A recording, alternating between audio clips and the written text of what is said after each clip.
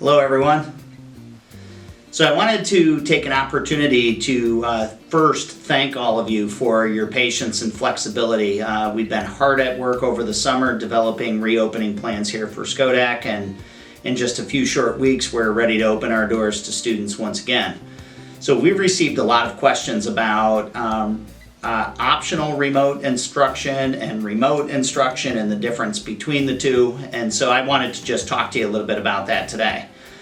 So as you know, there's an optional remote instruction where if students are not able to return to school because of medical conditions or families aren't comfortable sending their children back to school yet, the optional remote instruction is available to those families.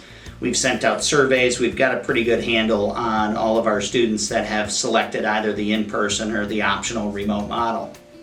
I wanted to take the time really to talk to you a little bit about the remote model that would occur for a variety of different reasons. And so I think it's important that parents understand the challenges that schools are faced with even when we reopen in a hybrid model. There are a couple of different options that could cause us to force to switch to a remote instructional model. The first being COVID, and potentially an outbreak of COVID we might be required by the health department to close the doors to our schools for a period of time.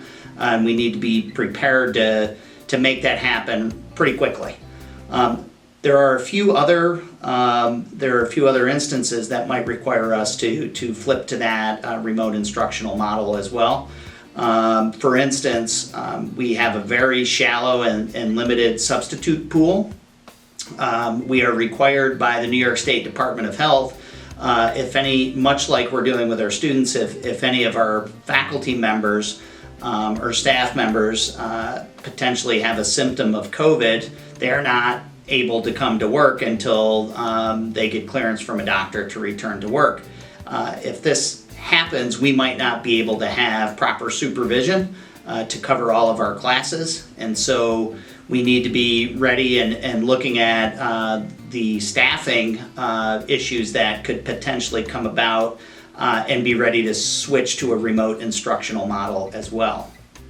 And another reason that we might flip to remote instruction could be due to the weather. So we've received some questions and concerns about spaces in our building, and if we have an extended heat wave that might make our school buildings hot, and we recognize we have a requirement for mask wearing, we might need to make decisions to flip to remote instruction until our buildings are comfortable enough for everybody to be able to focus on the teaching and learning that happens every day.